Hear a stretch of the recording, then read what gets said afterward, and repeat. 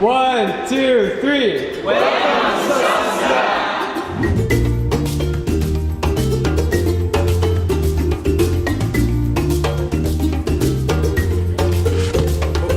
I have just arrived in country 174 and the newest country in the world, South Sudan. There's a good chance you've heard of this country before because its creation is so recent and it's been in the news a lot lately for some unfortunate events. Okay, so in 2013, this was the war zone, this street, and the windows are still busted out. If I'm being honest with you, I was quite nervous to come here. It's 3:30 in the morning right now and I'm heading from Khartoum, Sudan down to Juba, South Sudan. This is gonna be a wild, wild adventure.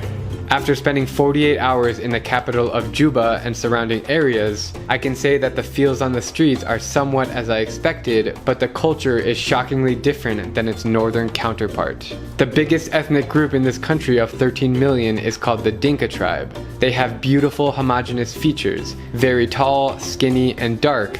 These guys are like 7 feet tall. And yeah, it's crazy. And they are mostly Christians, not Muslims like in North Sudan. The people here still live very simple indigenous lives where owning cows is just as valuable as money.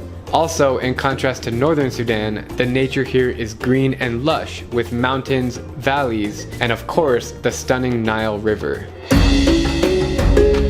In terms of safety, look, I'm not going to tell you that South Sudan is the safest place in the world because then I'd be lying. But it's also not the most dangerous place I've been. I will say that it's been one of the most challenging places to shoot content because people really don't like the camera. It's actually strictly forbidden to take any photos or videos here, but I was able to manage thanks to the help of my awesome local friends. I will admit that my experience in the country has been extra smooth because of them. Okay, you ready fellas? Yeah, we're back again. Where are we going now? The tea lady. When you have this, you don't need to stop like that. Yeah.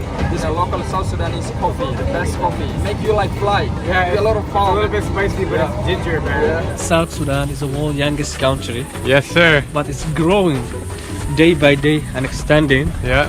More than what people expect. It's important to know that life in South Sudan happens like it does anywhere else. There are busy markets, busy streets, people playing sports, eating at restaurants, and going to school. And I just want to tell the world that we in South Sudan are human beings.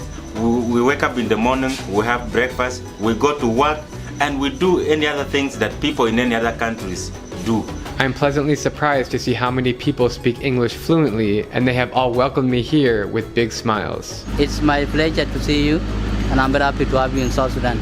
South Sudan is very rich in natural resources. The oil reserves in the country are estimated to be 472 million tons, but despite all this petroleum, civil war has caused South Sudan to be poverty-stricken with one of the world's weakest economies. There's also heavy corruption. Over $4 billion of oil money is now sitting in a few dozen people's bank accounts. It's very evident that life is hard here for many people. They lack basic goods. Drinking water is scarce. I was invited to speak at the University of Juba. So I'm here at University of Juba in South Sudan. I'm going to speak to these kids. And multiple students asked me for aid.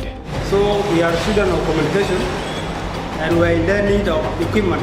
Seemingly half of the cars on the road are Land Rovers who belong to the UN or NGOs. Lastly, I can't end this video without telling you how warm and friendly the South Sudanese people are. Sure, they may not have much and they don't see many tourists here, if any at all, but I had many great conversations with many great people and I will definitely cherish the memories I've had in this country. It's been a surreal experience to be here, to say the least. Pretty cool to see the newest country in the world. I think I did a pretty good job of interacting with the people and trying to figure out what's happening in this country, trying to make life of it. It's a really challenging situation and I feel bad for the people here, and I can only hope for the best in this fragile country, which someday I hope to revisit.